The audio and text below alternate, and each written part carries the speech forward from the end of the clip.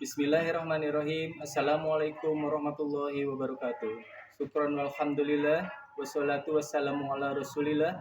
Perkenalkan, nama saya Dede Herianto dengan nomor induk mahasiswa 25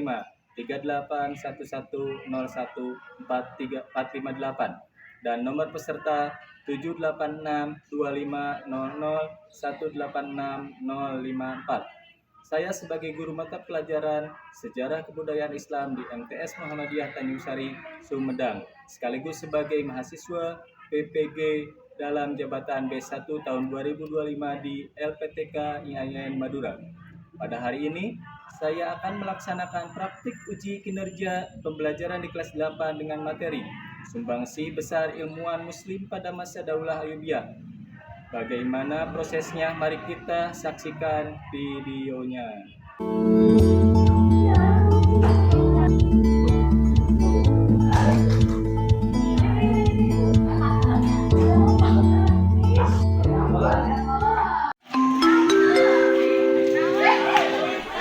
Mohon perhatian, bel tanda masuk telah berbunyi. Kepada seluruh siswa untuk segera masuk kelasnya masing-masing. Gimana Infokos? Udah aman?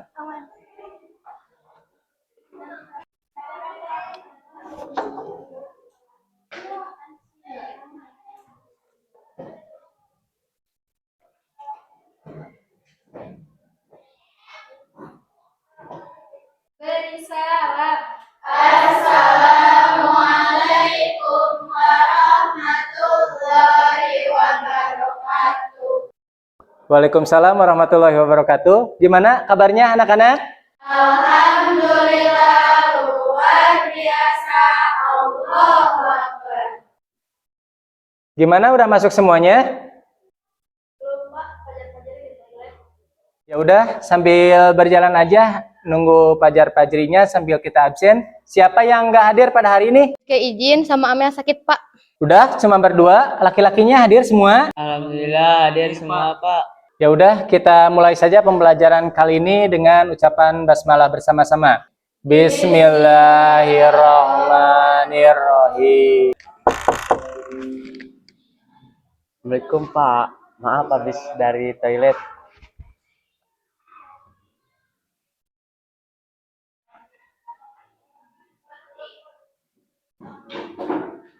Tetapi sebelum kita mempelajari tentang sumbangsih besar ilmuwan muslim pada masa Daulah Ayyubiyah, Bapak pengen ngecek dulu materi yang sebelumnya.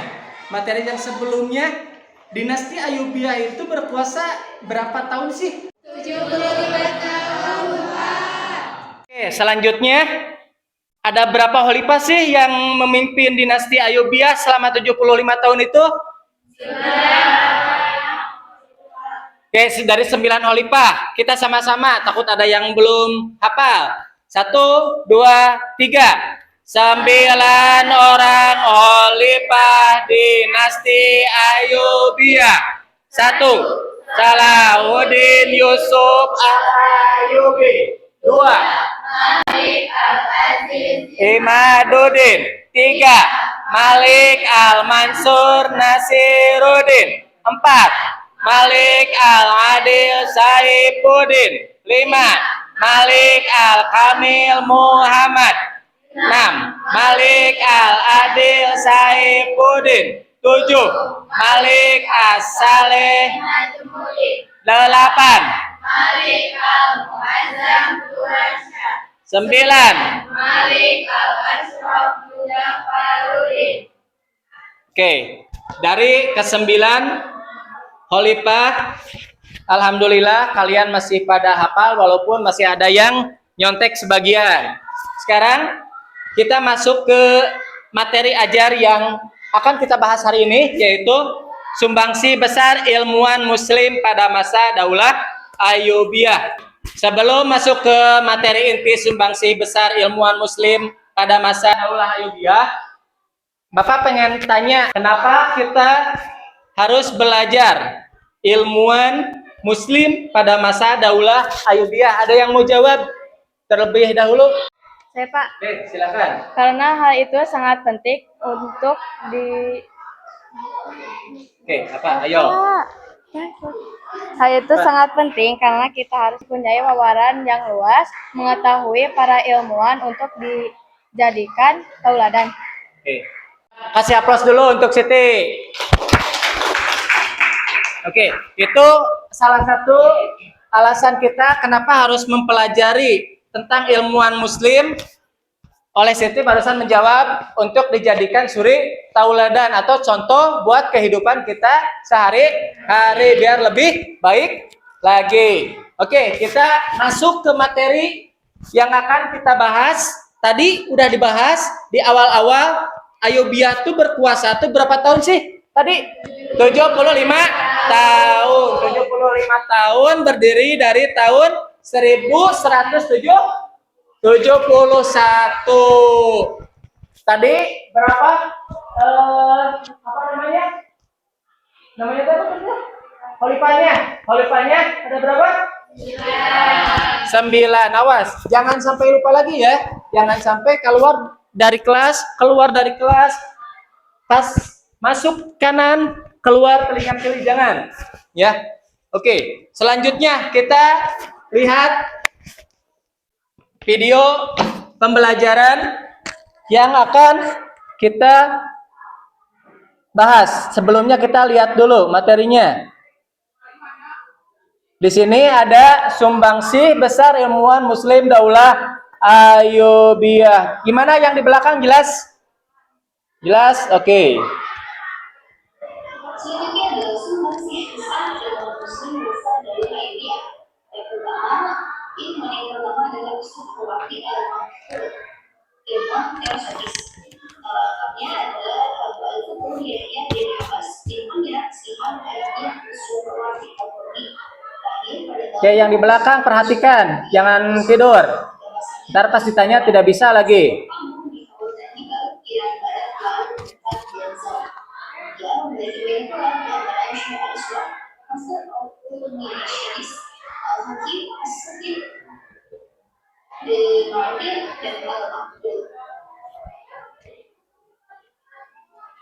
Ajaran Ta'ikat Suhrawardi dalam kitab Amrik al-Ma'ani dibahas tentang latihan rohani praktis dari ma'rifah, fakar, tawakal, mahabbah, panan.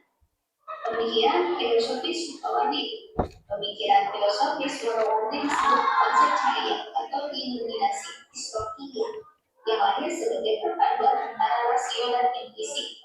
Istilah istropiyah sendiri sebagai simbol geografis mengandung makna timur sebagai dunia cahaya.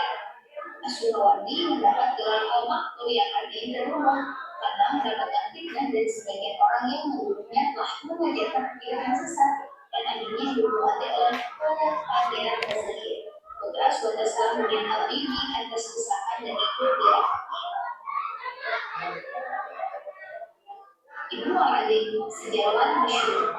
Oke, silakan kalian perhatikan. Bapak mau ke kantor dulu sebentar ya.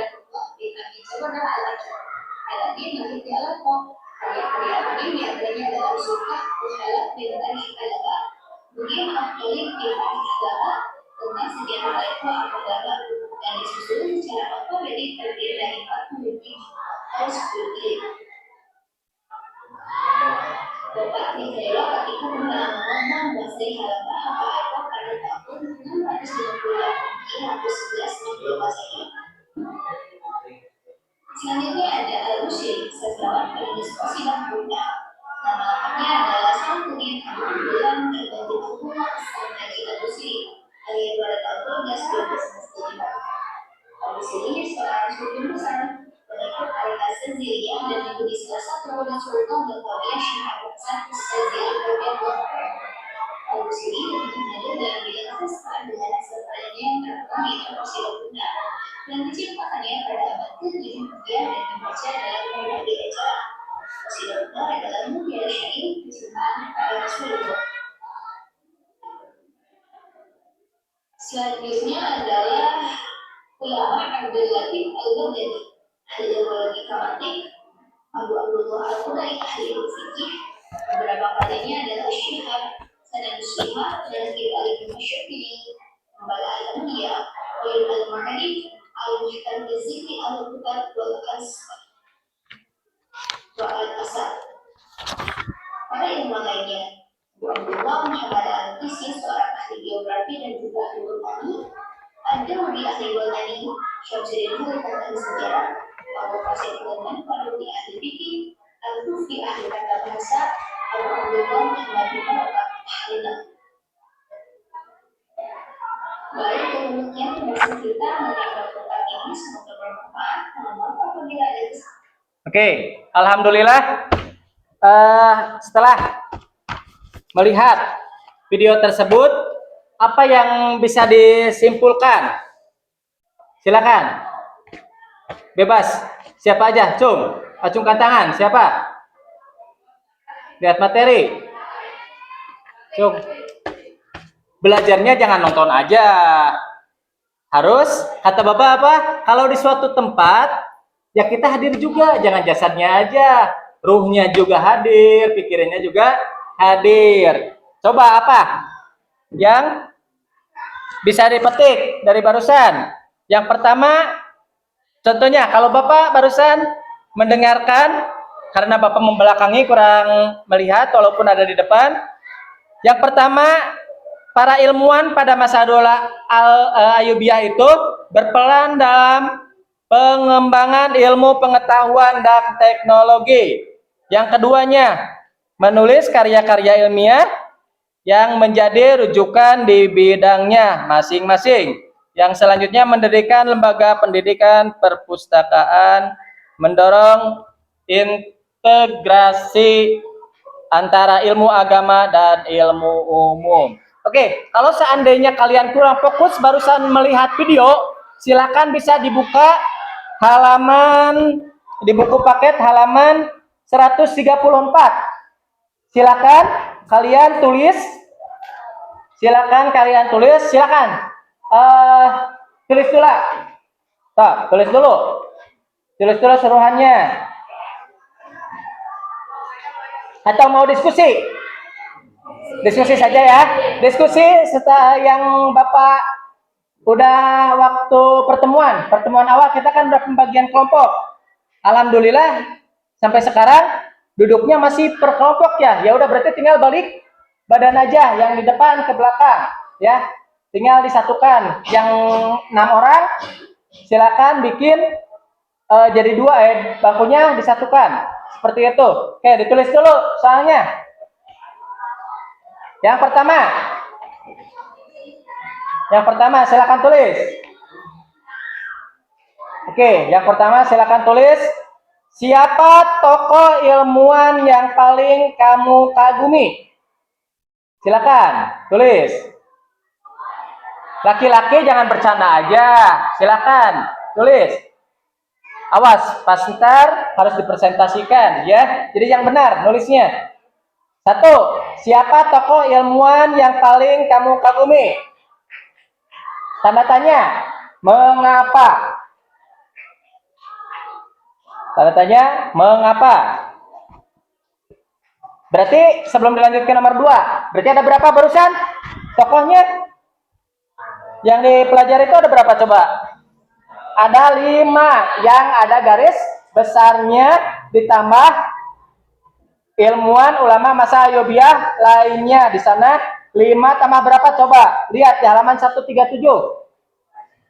Di halaman 137 lihat. 5 tambah berapa? A, B berarti 5, 6, 7, 8, 9, 10, 11. Berarti dari ke-11 ilmuwan muslim di masa Ayyubiyah siapa yang kalian sukai atau kagumi? Kenapa? Contohnya Alda mengagumi contohnya Abdul Latif Al-Baghdadi. Nomor 4 contohnya Alda itu. Kenapa Alda mengagumi orang itu atau ilmuwan tersebut? Seperti itu ya. Jadi silakan ntar kalau tadi tidak fokus melihat video, silakan bisa dipakai bukunya. Karena kalian mah kebiasaan nonton ke bioskop, jadi kalau dikasih yang gini teh orang konsentrasi ya. Biasanya juga Pak ayo main ke bioskop kita nonton bareng, kali-kali yang sejarah-sejarah ya.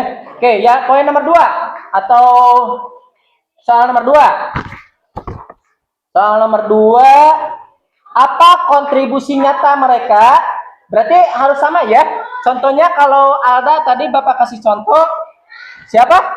Abdul Latif Al-Baghdadi. Berarti nomor 2-nya juga sama. Apa kontribusi nyata mereka? Maksud mereka di sini adalah yang dipilih oleh kalian. Ya. Nomor 2, apa kontribusi nyata mereka dalam membangun peradaban Islam? Coba. Apa kontribusi nyata? Nomor 2, apa kontribusi nyata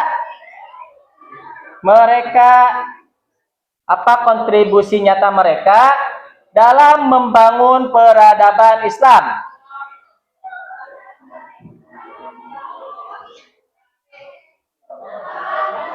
Nomor 3.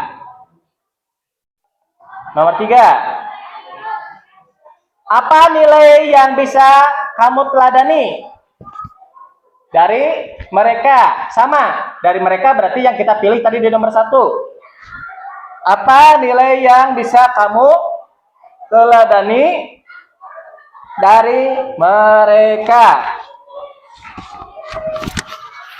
Oke, silakan berkelompok. Berarti langsung aja balik. Langsung balik badannya. Silakan sepakati dulu. Sepakati dulu mau siapa? Tuh. Ini satukan aja, masa kayak gini berkelompok? Tuh, disatukan. 2 bangku jadi 1 aja. 2 bangku jadi 1. Silakan. Tentukan 1 ilmuwan. Lihat dulu, tentukan 1 ilmuwan.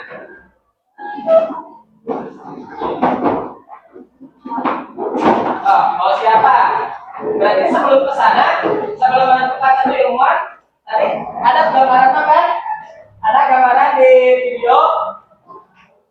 Si A contohnya berperan tentang apa? Si B berperan tentang apa? Silakan. Mau yang mana? Guys, mending yang nomor 5 aja, Abu Abdullah Al-Qudai. Beliau adalah ahli fikih, hadis dan sejarah. Bener gak sih? Bener. Ih, Pajar, nomor 5 mah kelompok kita. Ya. Ya udah, cari lagi weh. Ayo. Gimana anak-anak semuanya? Ada yang udah selesai? Kelompok mana? Acungkan tangan. Ayo. Ini Pak. Oke, kelompok Alda, silakan. Hentikan dulu yang lainnya. Oke, kelompok Alda, silakan ke depan perwakilannya aja. Siapa yang mau ke depan? Ya udah ketuanya aja dah. Alda silakan ke depan. Takut-takut Aldanya gemeteran sendirian. Siapa yang mau menemani? Silakan. Sok. Silakan. Sebelum Alda memaparkan hasil diskusi kelompoknya, ingat jargon Bapak, siapapun yang lagi ngomong, perhatikan, dengarkan, diam. Oke, sekarang giliran kelompok Alda. Assalamualaikum warahmatullahi wabarakatuh.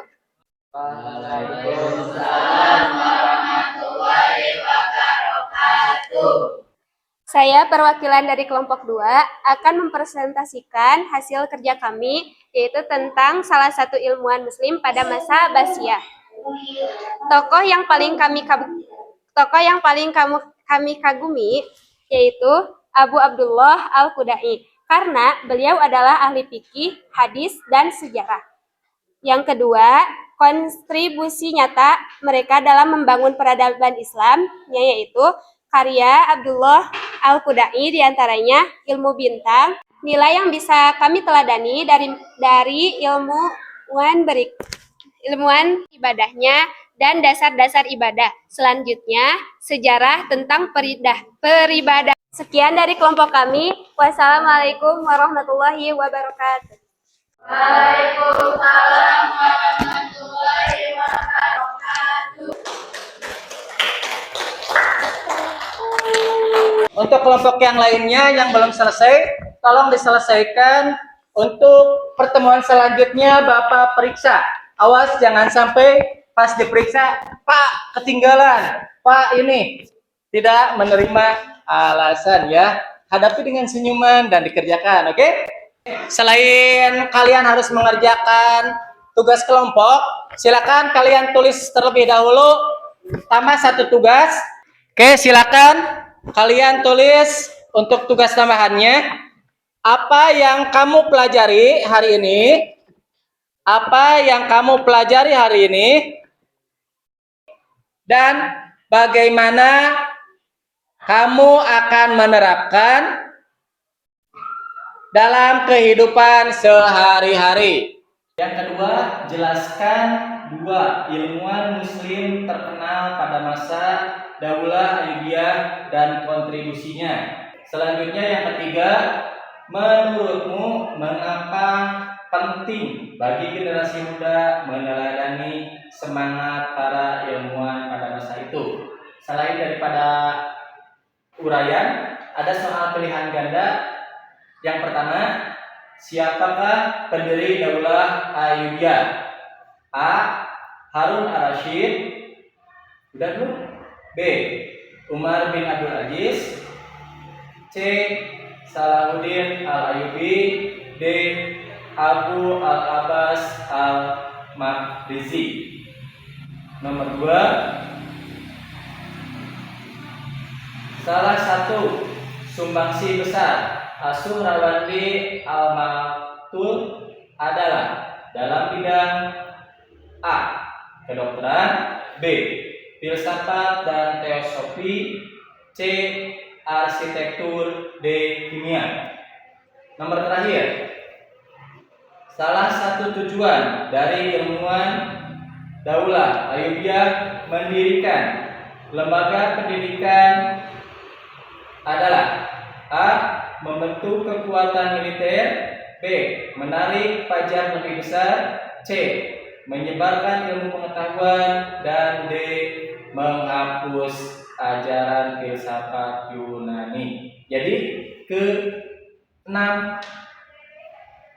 soal barusan silahkan dikerjakan, jangan ada yang terlewat. Kalau ada yang tidak bisa mencari di buku atau di situs yang telah Bapak kasihkan. Oke, jadi latar belakang atau ringkasan materi dari Daulah Ayyubiyah di sini. Yang pertama ada latar belakangnya. Tadi Daulah Ayyubiyah didirikan oleh Salahuddin al-Ayyubi pada tahun 1171 Masehi setelah menggantikan kekuasaan dinasti Fatimiyah di Mesir. Dinasti ini berperan penting dalam mengembangkan ilmu pengetahuan dan kebudayaan Islam dengan pemikiran teosofisnya. Yang kedua ada Ibnu al-Adim, sejarah terkenal yang ada. Tetapi kalau ilmuwan-ilmuwan yang lainnya juga ada, cuman tidak tertuang atau tidak dipelajari di kelas 8 sekarang. Selanjutnya, para ilmuwan dan kemajuan peradaban Islam. Tadi ada apa aja? Ada yang ingat gak? Yang pertama, ada mengembangkan ilmu pengetahuan teknologi, menulis karya-karya ilmiah, menjadi rujukan di bidangnya masing-masing, mendirikan lembaga pendidikan dan perpustakaan, dan lain-lain. Mungkin pertemuan kali ini dicukupkan. Berhubung waktu juga udah tidak memungkinkan, Bapak akan tutup. Tetapi sebelum ditutup, apakah ada yang ditanyakan? Ada nggak? Ya kalau tidak ada, alhamdulillah. Tetapi awas, kalau di kemudian hari atau di PR-nya ada yang salah, konsekuensi berlaku. Ya, konsekuensi berlaku. Jadi tolong kerjakan dan dikumpulkan. Kalau seandainya nggak ada yang mau ditanyakan, kita tutup pertemuan kali ini dengan doa akhir majelis. Asyhadu an la ilaha illa anta astaghfiruka wa atubu ilaik. Assalamualaikum warahmatullahi wabarakatuh. Oke, sekali lagi Bapak tutup pertemuan kali ini dengan ucapan hamdalah. Dan kita sama-sama kita tutup pertemuan kali ini dengan ucapan hamdalah bersama-sama. Alhamdulillahirabbil alamin. Mohon maaf jikalau ada salah-salah. Kalau ada yang salah tolong ditegur. Pak, tadi sebetulnya saya mau ngomong malu di depan umum. Sebetulnya gini-gini nih. Seperti itu ya. Demikian pelajaran kita hari ini. Semoga kita dapat mengaplikasikan dalam kehidupan sehari-hari, mendapatkan rahmat dan karunia Allah Subhanahu wa taala. Amin ya rabbal alamin. Wassalamualaikum warahmatullahi wabarakatuh. Demikianlah materi pembelajaran yang telah saya bahas pada sesi kali ini. Semoga penjelasan yang diberikan dapat memperkuat pemahaman dan kompetensi kita sebagai calon peserta didik profesional. Teruslah berproses, reflektif, dan terbuka terhadap pengembangan diri. Terima kasih atas perhatian dan partisipasinya. Sampai jumpa pada sesi pembelajaran berikutnya. Salam hangat dan tetap semangat dalam menghadapi dan menjalani PPG. Wassalamualaikum warahmatullahi wabarakatuh.